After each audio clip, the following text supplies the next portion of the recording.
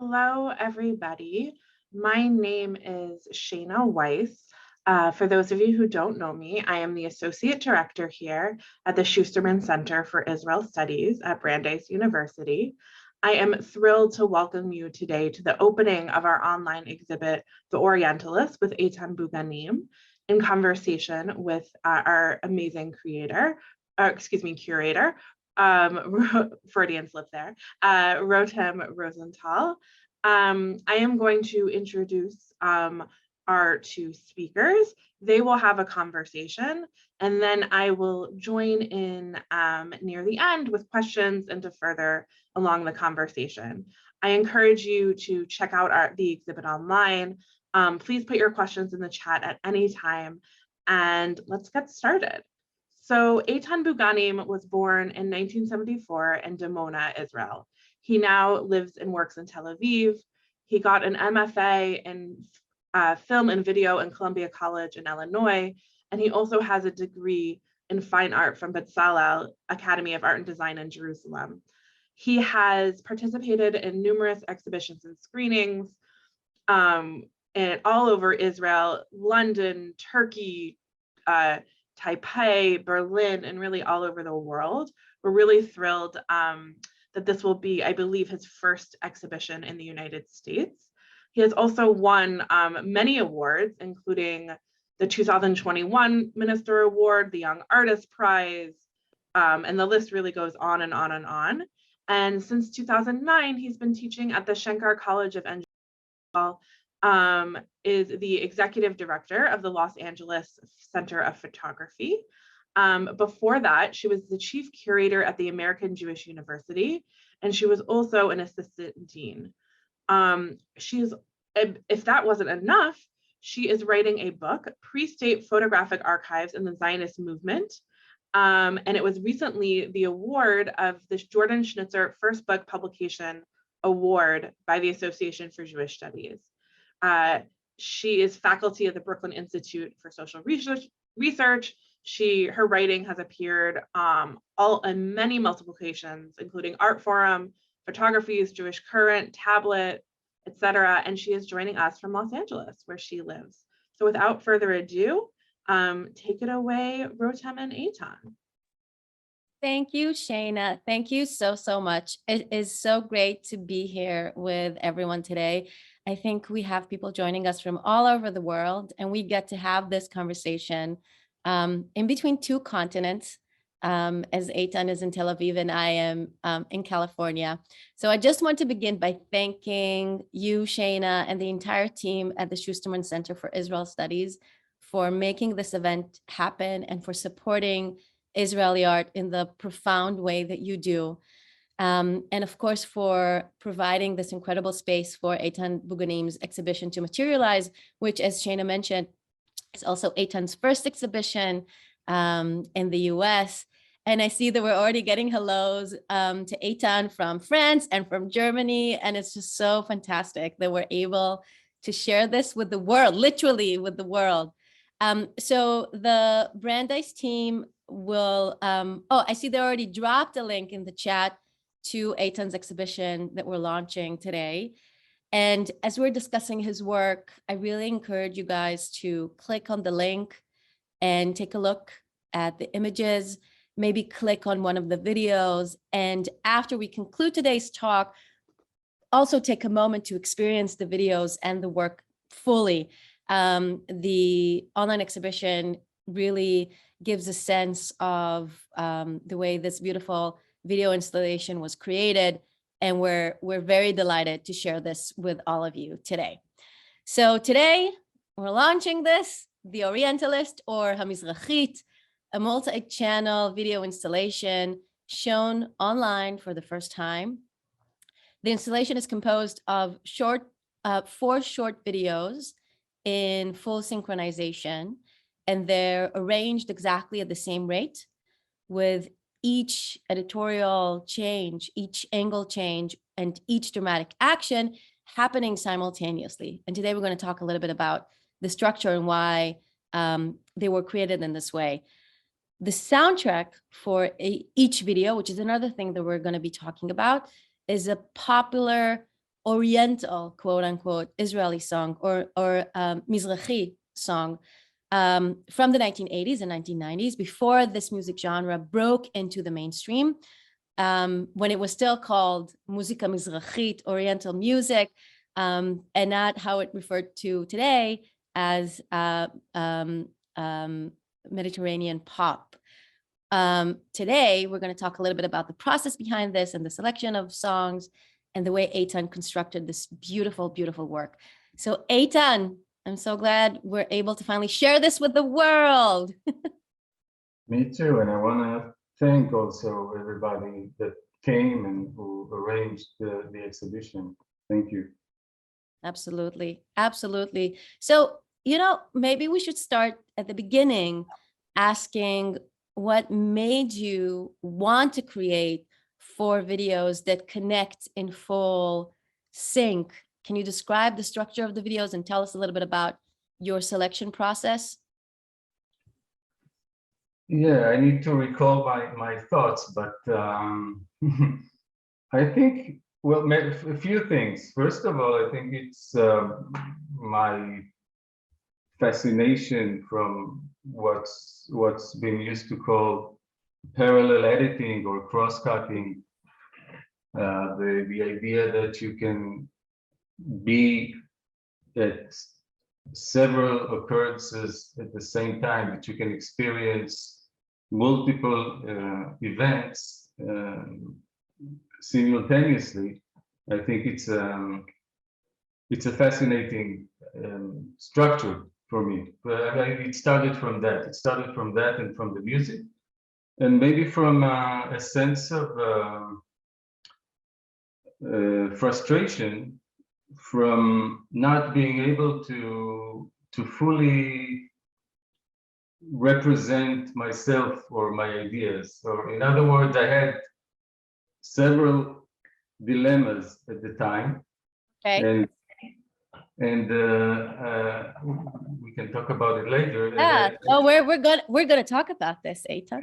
Yeah. And I felt that one single channel wouldn't be suffice. It would just portray a very narrow perspective of maybe one subject matter or 2 subject matters. So I don't know, it's frustrating because it's like when you're being asked, what do you do? What's your profession? And you say you're an artist, and there's always something missing, because you're never just an artist, you're also, I don't know, a mother, a father, you're a teacher, you're whatever, you're many things. So that was the focal point that was the beginning of wanting to create a multi-channel installation. The third thing is that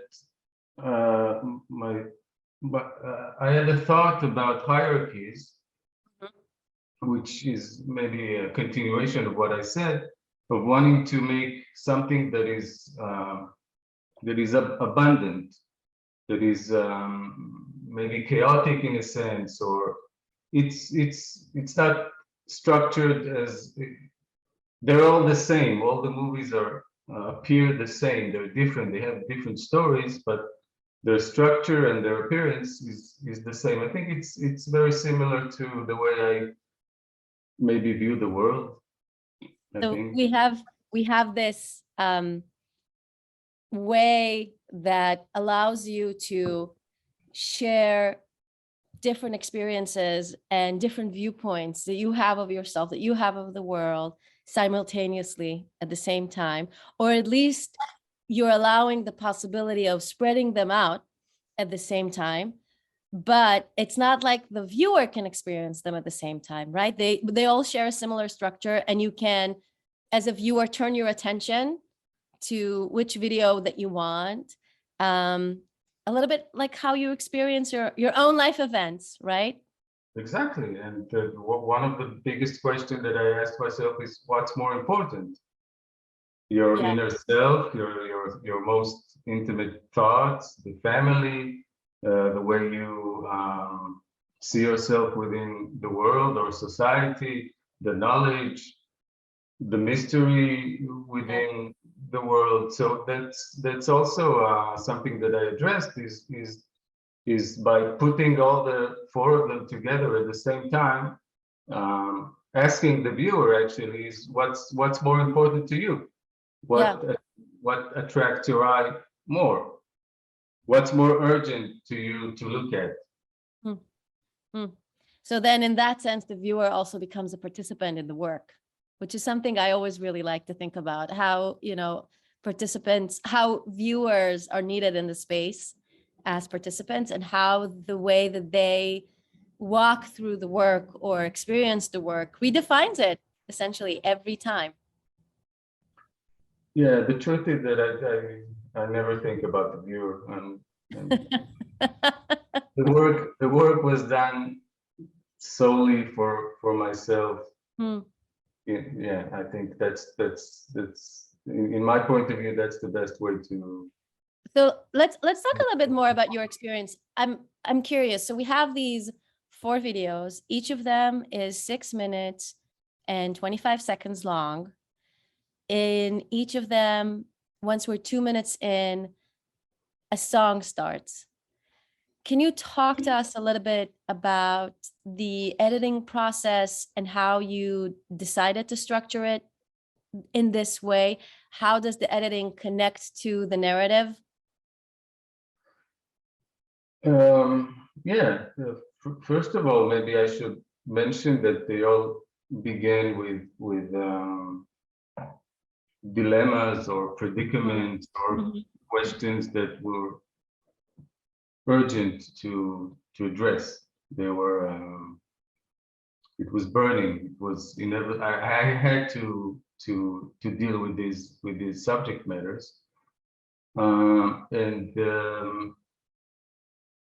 well, there were changes at the beginning, but very soon I realized that I wanted to make something that is similar to, or I took inspiration from music, from a piece of music with its peaks and lows and climax at the end and etc. So that was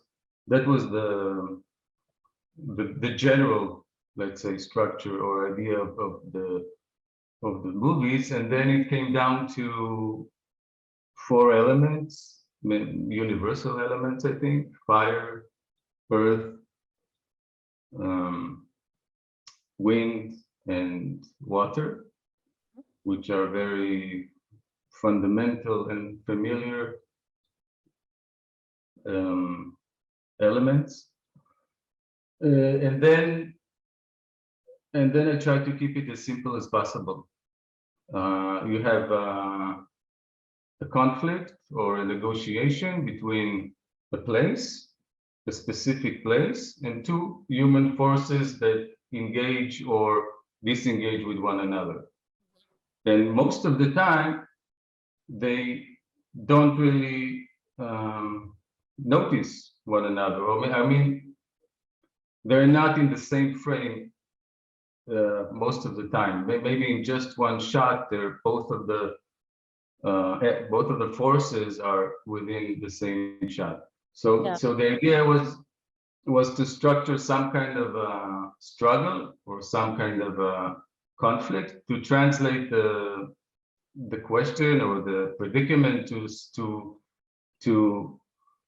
let's say that the protagonist wasn't neither one of the human forces. The protagonist was the conflict between those 2, and the surrender to this conflict.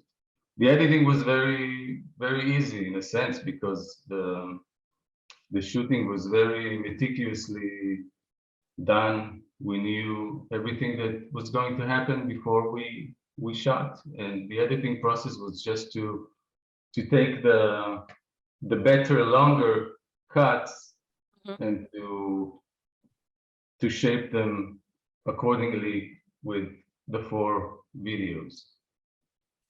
So I want to go back to something that you've mentioned, that each of these videos began with a burning dilemma that remains in the videos in the form of that conflict that you're talking about, the conflict that ends with maybe a surrender, maybe with overcoming the conflict. We can't really be sure in all of the videos, how do they really, sorry for the teasers. Yeah, no spoiler alerts, but some of them, you can't really be sure about how they end or how does the conflict resolve. And I want to go back to those burning dilemmas. Can you talk to us a little bit about what triggered the narratives for each of these videos? Yeah, sure.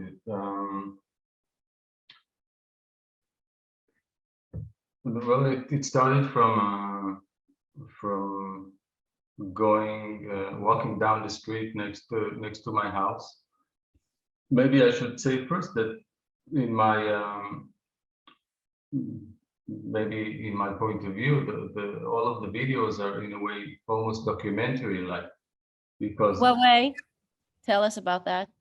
Because most of them happened, or the issue that the video is addressing specifically to the character, the real persons that has these issues.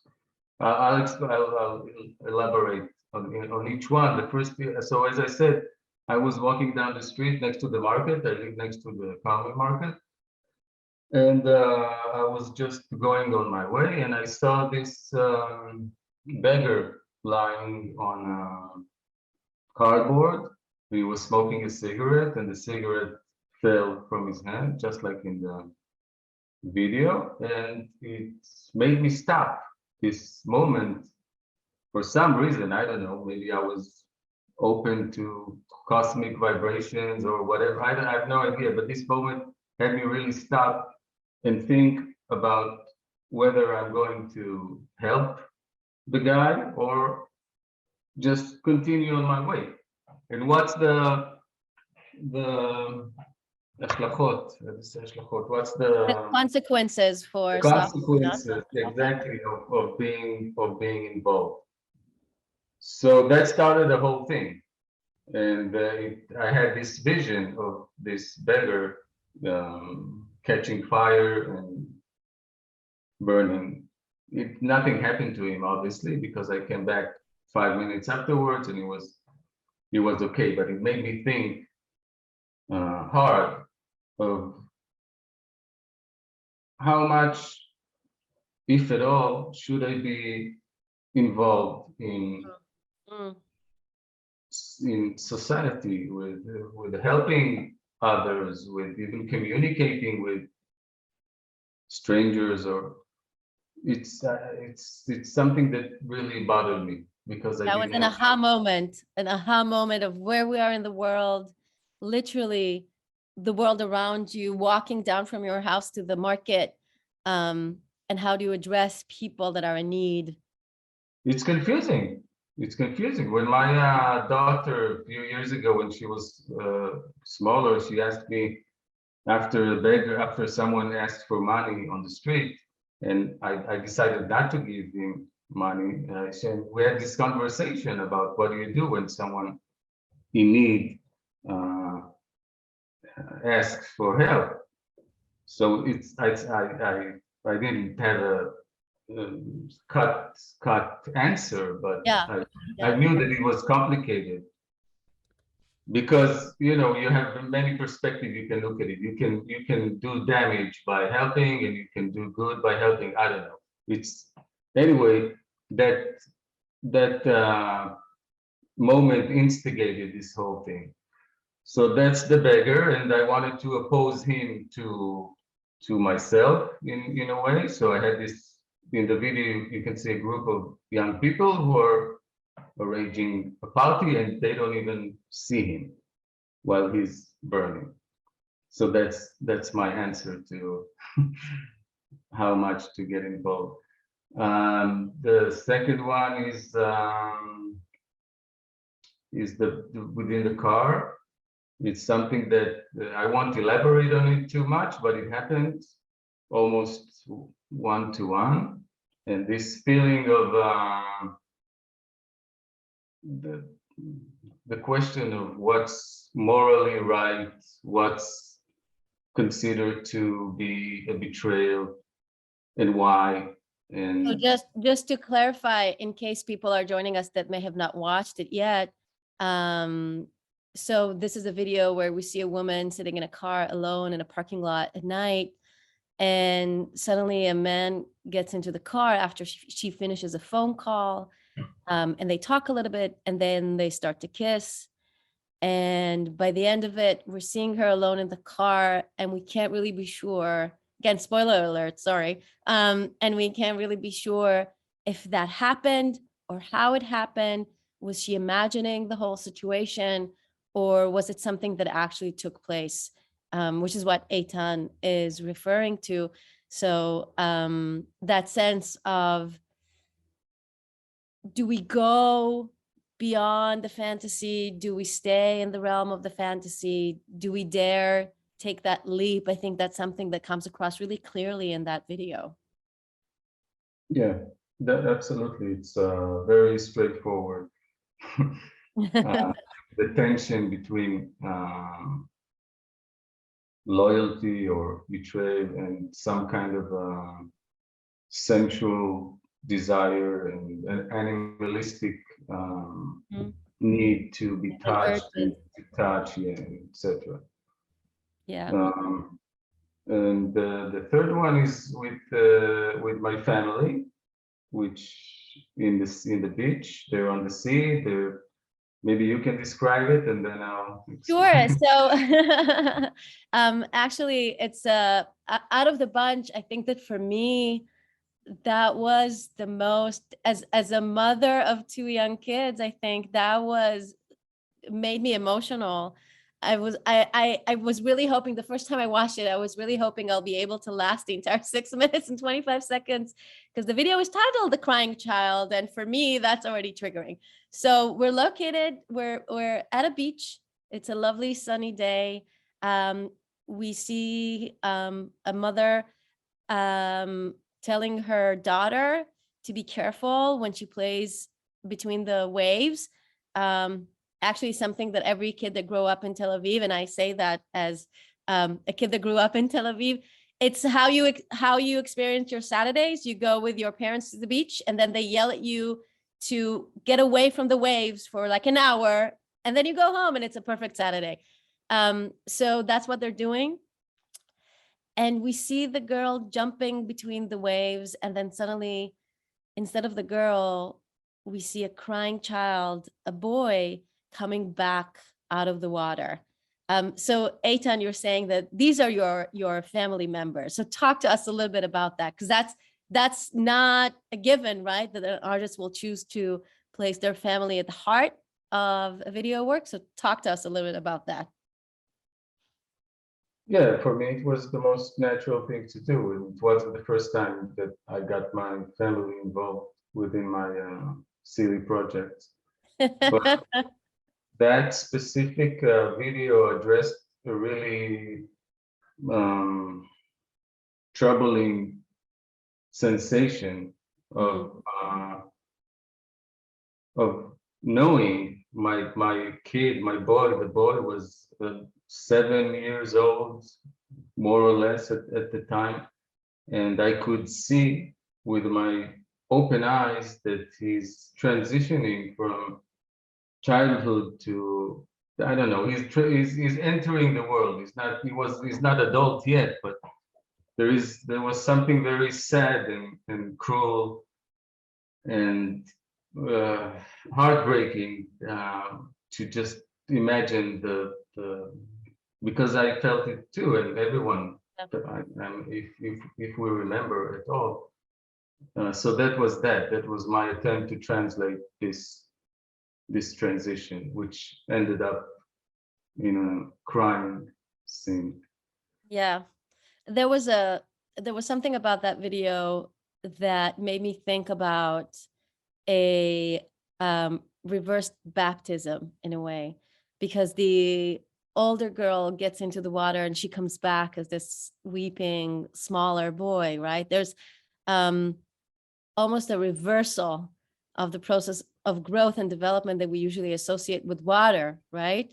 a way of hanging on to those years of early childhood, a way of hanging on to your child as they're slowly changing and growing up in front of your face. So it's a beautiful, beautiful meditation on that, and heartbreaking as a parent.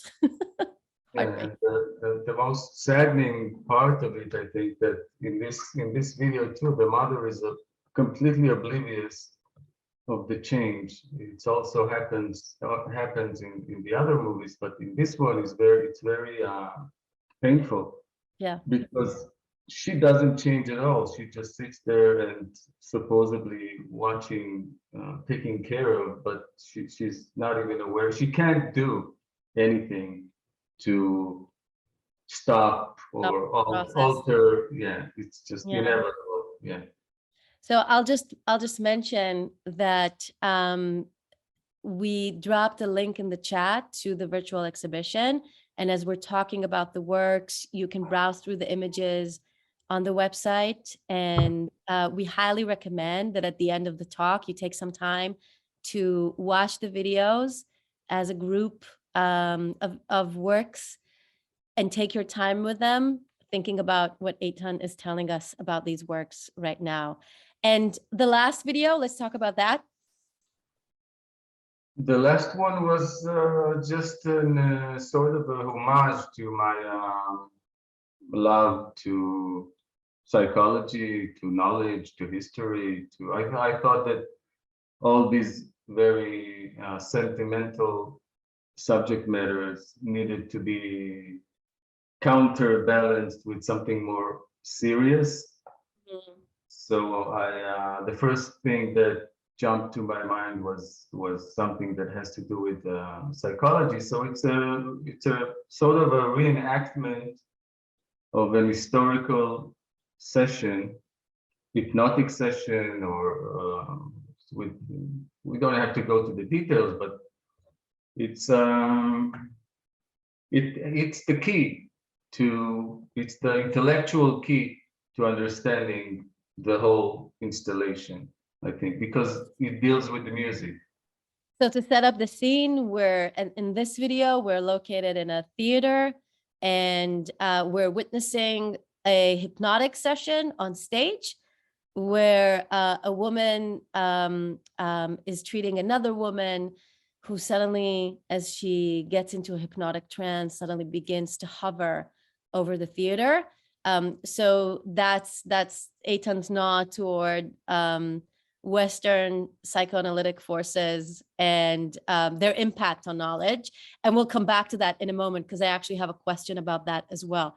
But before we get into that, so we talked about all the videos, the narratives, what drove the work and the structure. I want to talk about the title of the series. I want to talk about the name, The Orientalist, and how you chose the name, because I think there's a little bit of an interesting differentiation that we can make here between the title of the work in Hebrew and the title of the work in English. So maybe we can begin with the Hebrew, and maybe you can talk to us a little bit about why you chose to title the work in this way. Or maybe I should note before you go down that route that in Hebrew, the series is called Hamizrachit, which means the Oriental woman, right? Which has a slightly different cultural baggage than the word the Orientalist in English. So let's start with the Hebrew. Talk to us about the Hebrew. All my titles for my exhibitions are feminine. They're all the something. The Orientalist, the patriot, I don't remember. So that's something that is, it's a motif that is reoccurring. Mm. I actually refer to the music. The music in Hebrew we have. In English, no. In English, you don't have. You have a feminine and masculine. Yeah.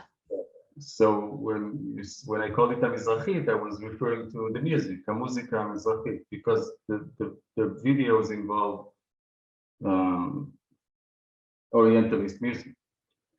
So let's just say something more about that, because I think there's another distinction that we need to make here between the English and the Hebrew, because the word Mizrahi in Hebrew also refers to Jewish people from Arab and Islamic countries specifically, right? It has, within the world of divisions between Ashkenazi and Sephardi, which refer to Jews from Balkan countries and people from Muslim countries, the Mizrahi has a very particular cultural baggage. So you connect that to the music, but I think we should also say something more about the cultural hierarchies, right? You mentioned hierarchies when we started this conversation, how you wanted to do away with hierarchies with the way the video was created and installed.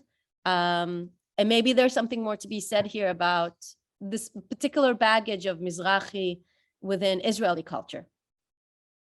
Yeah, completely. I didn't want to get involved too much in the straightforward inside political struggle within Israel. It's not as interesting as a subject matter. I think it's interesting as something to live by or something to act upon. But I didn't want to. The movies, the videos engage with this in some level, but you can see them without even knowing all this baggage. Saying that, I really wanted to make some sort of provocation. I think it was a kind of a provocation regarding the hierarchies and what is considered to be high art or whatever, all these things that people tend to believe in. And in a way, it was an act of resistance, but at the same time, it was also something to celebrate. It was also something to tempt people by. The location that the exhibition was at when originally was where it was shown for the first time. Yes, at a specific neighborhood where I thought that Orientalist music would be the most appropriate, almost like a honey Trap. trap. To grab all the beats. Like the sirens in Greek mythology that people would hear and they would just drawn by to it because it's familiar. They know this. They're supposed to know this music. So it's, you know what? Let's say something about the soundtrack and the selection of songs, because that connects exactly to what you're saying, right? Because you're talking about how you wanted to celebrate and provoke engagement and discussion around Mizrahi identity and around Mizrahi culture.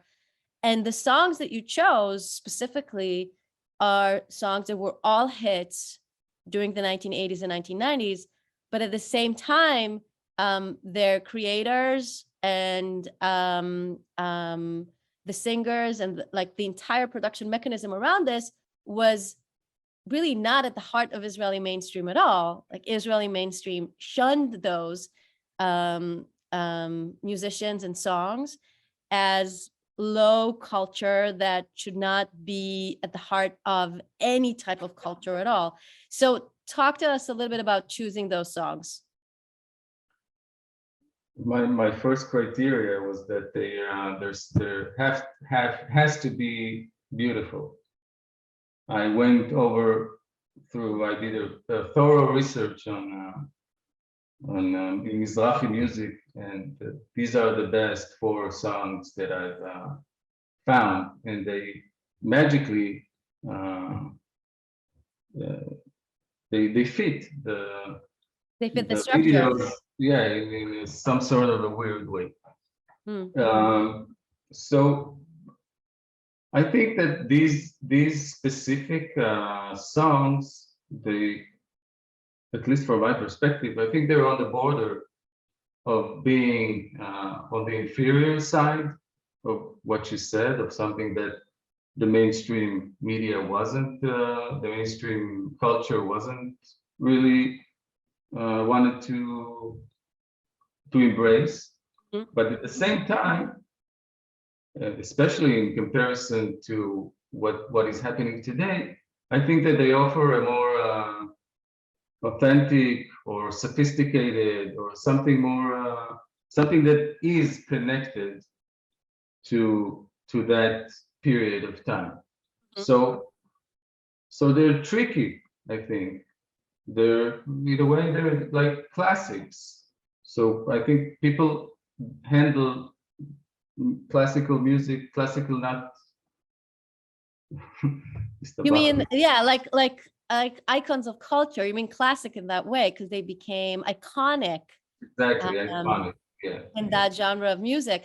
And we can also note that the specific people, the singers of these songs, Jackie Mikaiten, Ahuva Ozeri, Zohar Gov, and Chaim Moshe, all became icons in Israeli culture, even though that happened a little bit later, like after these songs were out.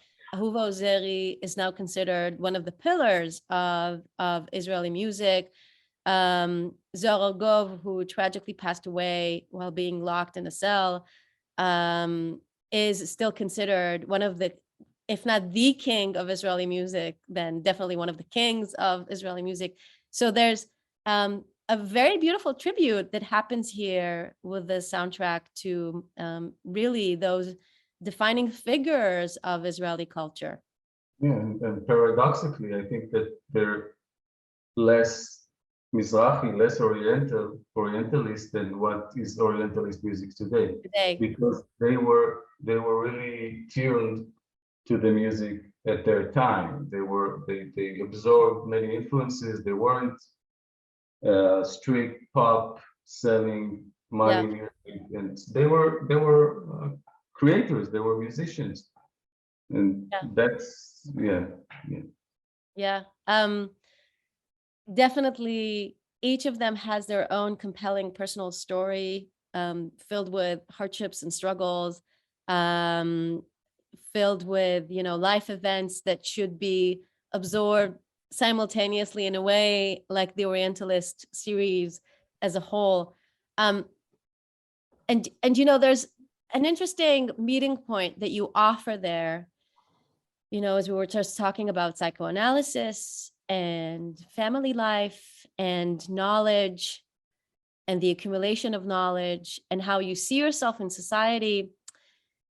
You really provide an interesting test case between Western beliefs, right? Psychoanalysis and knowledge that comes from other cultures.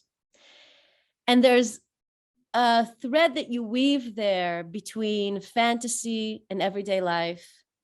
And there's a sense in all of the videos that we're on this verge of catastrophe, that something is about to happen and we're not sure what. There's a move between magic and chance and the ruthless routine of the everyday. Can you talk to us a little bit about that sense of mystery that kind of drives the plot lines? Yeah, no, when you talked about catastrophe, I was saying to myself that life is a tragedy in a sense, but I don't want to. Great way of starting your Monday morning. I don't want to be gloomy, but I think that mystery is a fundamental element to the human experience. And I mean, we know very little of the world. We know, even though we think we do, we know very little of ourselves. So I don't think it's something that it's just a straightforward translation of what really exists. That it's not. I'm trying to say that it's not very original of me to do something that is mysterious. As for the chance, I thought about it, and I always say to myself that I don't believe in chances. I think that chance can only happen in a world with purposes. Mm. When you have no purpose, when the video has no purpose, when the video's purpose is just to be or to represent a mystery or to address a question or some kind of a dilemma, then it's and in the videos it's the things happen. I mean, there is some kind of a narrative Yeah. that allows this mystery to happen. It's not like a Deus ex machina that comes out of nowhere and suddenly some miracle happens. Something within the structure or the narrative of the movie, of the undercurrent, I think, is allowing this event, this mysterious or this magical or this supernatural or whatever occurrence to happen. So I don't know about chance. I would say more of maybe the struggle between rationality and logic and knowledge and the belief that we are under control of some sort. Yeah. Whereas thoughts are merely the shadows of our feelings, something like that. That's, I mean, it's acceptable, but No. It makes total sense. I'm just thinking about that idea of being in the shadows of your thoughts. Yeah, I think that's an image that really sticks out to me as we're thinking about these videos. yeah, because we engage with the world I think with our feelings, Yeah. with our senses, with our conceptions, whatever. Thoughts are just a byproduct of, and that's I think what the lecture movie talks about how knowledge is just blurs the way we can perceive things. I don't know, it's a better way, but a different way. A different way for sure. Yeah, And Shayna is now joining us again to have a little bit of a conversation and share some of the questions in the Q&A. Thank you, Rotem. Thank you, Eitan. I have a lot of questions. There are questions coming in the chat. Please continue to send in your questions. I want to start with a question that came in, and that's about the selection of music, right? Was it always clear to you that you were going to use Mizrahi music? Do you think this installation would sort of work with music from other cultures? And what, this is a very particular example, right? You're talking, Mizrahi music in Israel, but do you think perhaps another genre might work, or there's other cultural resonances as well? When I wrote the scripts and thought originally about the videos, I didn't have specific music. It was just a timeline of music. It was just an idea of how music shapes itself through time.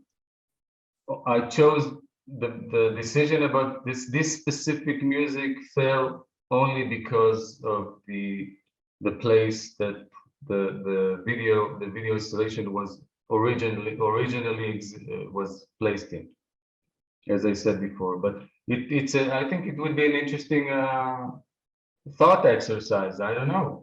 Maybe it would work wonderful with, I don't know, Egyptian music in Egypt. I don't know. I have no idea. I don't know. I think in a way, yes, because there's something very basic and fundamental about what the video are talking about, what they're trying to portray. I don't know. I think it would be a good question to ask the American audience how this specific Mizrahi music is sounding to their ears. But it's interesting. I mean, as a thought exercise, like if you would choose Egyptian music, it wouldn't be a Mizrahit anymore. It wouldn't be the Orientalist anymore in the same way that you created it. Because as you say, this is a site-specific project that came out of a particular location. And then it's to go back to what you were just saying, it's interesting to see how it kind of travels beyond the site specificity of the neighborhood where this was created for initially. But at the same time, it has a very particular historical and cultural baggage.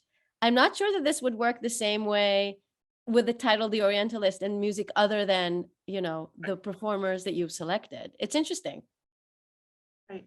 It's also, for those of you who haven't yet, I highly recommend Rotem's amazing curatorial remarks, an essay about the exhibit. She talks about the translation of an Eartha Kitt song, right? And, in another direction we can go into is, of course, ideas of Blackness and how they relate to Mizrahiyut, maybe for another day. But I wanted to ask a question that I think relates to some of the questions about magic, perhaps the spiritual. I recently gave a talk about Mizrahi poetry, and one of the comments that I got more than once was actually, I thought this was an issue at the beginning of the state, but this is something that's sort of been solved and is no longer part of the discussion. And I was thinking of that because sometimes in the Israeli media, you'll see this idea of the ethnic demon, right? As this sort of demon that's going to be released and sort of threaten Israeli society with discussions of ethnicity and race. So I was asked, I wanted to ask, if you could perhaps connect like how the discussion about Mizrahi identity plays out today and how it connects with these ideas of the spiritual, the magical, the other, and how that plays out sort of maybe in the art as well. I hope that was clear. Yeah, I've been thinking about it a lot, actually, about what it means to be in a position of resistance, of looking at things and wanting to change them, or wanting to get away from them, or not, or disagreeing with them. Here in Israel, we have too many of these things that are almost structured within the framework of perception. Even my conclusion, I can talk about it a lot, but I'll jump right to the conclusion, is that if you really want to truly resist something, then you have to break boundaries. Then you have to slip away from language, from well-structured perceptions to magic, in a sense, to something that is not accepted within the framework of whatever you're against. So yeah, I think, and it's not, there's nothing mystical about it. There's nothing spiritual about it. I mean, in the New Agey sense, because I think that miracles happens every second. It's just the way of defining what a miracle is, what your center is, and how do you explode it.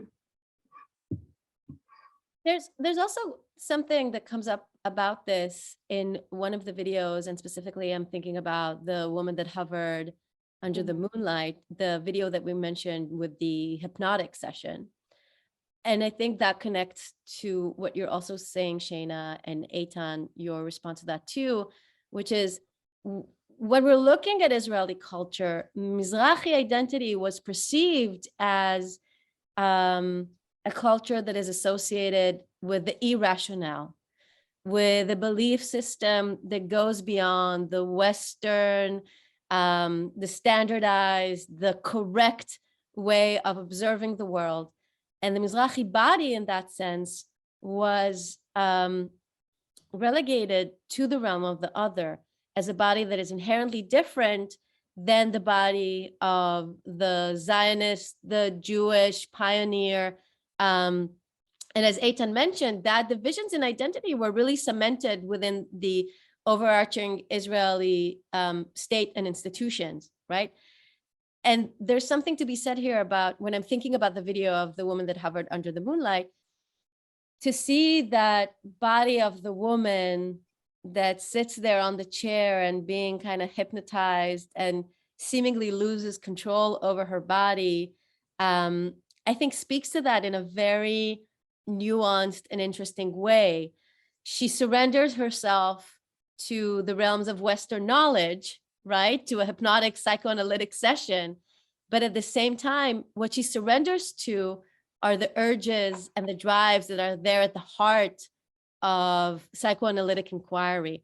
And I thought you dealt with those contrasts and nuances in such a compelling way in that video, in a way that really resonated with me, especially since the person administering the session is a woman herself. I thought that was a very interesting choice. Yeah. Thank you. It was supposed to be originally a well-respected professor with a beard and a suit, but then I met Dalit, and she was perfect for the job. She's actually a curator in the Tel Aviv Museum now. I wanted to, Yeah. thank you. I wanted to think a bit about medium to sort of change discussion. Eitan, you work in a lot of mediums, right? You have drawing, you have painting, you have sculpture, and you also work in film. So given that you have experience, right, with so many different mediums, right, how did you decide to make this a film project, right? And how is the experience of working with film different or similar than other mediums? And yeah, if you could just reflect a bit on that. I'm afraid of painting, so I don't do paintings. I'm afraid of brushes. I do drawings. I don't know. I guess the medium is always a question of the idea. I mean, I don't have a good answer for that. I think that if you have a good idea, then it can be manifested in any available medium that you have. I was fortunate enough to have some kind of a budget back then to get a good photographer and to actually have a small crew and to really produce something accurately. So yeah, but that's luck, I guess. Yeah, it's not a cheap medium. It's a good reminder that sometimes we just do what we can, especially artists, based on cost. What I wanted to ask, and I actually spoke about this with Rotem, so I'm happy to hear her weigh in after as well, is this idea almost sort of the double gaze. Like what I loved about this work is that we're not just looking at sort of how Mizrahi Jews are thought about, that like you as a Mizrahi artist are then looking at how mainstream Ashkenazi Jewish culture thinks about, Mizrahi Jews and Mizrahi culture. It's like looking at yourself in an almost fun house of mirrors. So I was wondering if you could think about this idea of the double gaze or multiple reflections and how that plays out in your work. I'll try to answer it. I didn't understand exactly who's double gaze. Well, I think. Oh, sorry. Go ahead. Oh, I was saying, I think that's part of the question is that, if we think about, photography or art, right, as the signifier and the signified, right, that very basic understanding, which of course postmodernism throws out, right? This idea that there's something that exists and something that's being represented. What I liked about these videos, and of course using multiple perspectives, is that it gets questioned really quickly, right? You're not really sure who's reflecting who, right? In the Ashkenazi, is this Ashkenazim looking at Mizrahim, looking at Ashkenazim? Is it the reverse, right? what happens in all of that. I hope that helps. Yeah, yeah. I made a big effort to establish a sort of an objective like point of view. The camera is completely still, except for one shot that we had to take from inside the water. And I didn't take in consideration that, but it's not something that you notice. The idea was to make this as sterile, as neutral, as objective, if there is such a thing, as possible. Exactly because I wanted to eliminate a specific identification with each one of with whatever force you decide to take. I mean, there is something very, very wrong and narrowing in my eyes to put people within definition of, you know, what it means to be an Ashkenazi. I don't know what it means to be Ashkenazi. I don't know what it means to be Mizrahi. You know, I can elaborate on it for my whole life and I still wouldn't know what it is. And most importantly, it's not something that you took upon yourself. It's not something that you adopted. It's something that was forced on you. So in a sense, the idea was to make a free zone environment of I don't know, identifications or political labeling. Rotem, do you want to add anything to that? I'm thinking about that. It's interesting. I think that no matter how much we try, the specificity of the point of view, you know, you've made that provocation with the selection of the title, right? That very intended provocation, like I made you look kind of provocation. And I think it's kind of difficult then to do away with the specific histories that involves. And I think it's interesting that you were able to open up different questions about that. Some of them pertain to very personal, emotional areas that might be defined in different ways by how those identities are perceived. But on the granular level, it's something that we all share. And I think it's interesting that these films talk to the experiences that we all share, and also to the experiences that we'll never be able to really fully comprehend how they're experienced by others. And Shayna, to go back to that idea of the funhouse, the mirrors at the funhouse, I think that's where the double gaze come into play, between the very universal experiences and the points of views that delimit us from seeing them as universal experiences, if that makes sense. That makes a lot of sense. And, you know, for those of you who have seen Tamar Nisim's exhibit, which is currently on campus right now. Oh yeah, and she's here too. Hi, and she's here. I was about to say, we see you in the audience. Hi, Tamar, about the Yemenite baby affair and health and bodies, an idea of what is reality, what is objective, what is sound science, right? These are all amazing and fascinating questions. I see someone right in the comments asked us, right, is there an objective perspective to anything? And I have to say, in the 1 minute we have remaining, we are not going to be able to solve that philosophical quandary. But I do want to thank everyone for coming. I want to thank Eitan and Rotem for participating. Please check out our YouTube channel. There will be a recording of this event posted soon, in addition to the art exhibit, the essay. And again, I want to thank you all so much for coming. This was a fascinating and lovely conversation. Hi, Tamar. And have a wonderful day. Hope you all are doing well. Thank you, everyone. Have a great week. Thank you for being with us. Thank you. Thank you.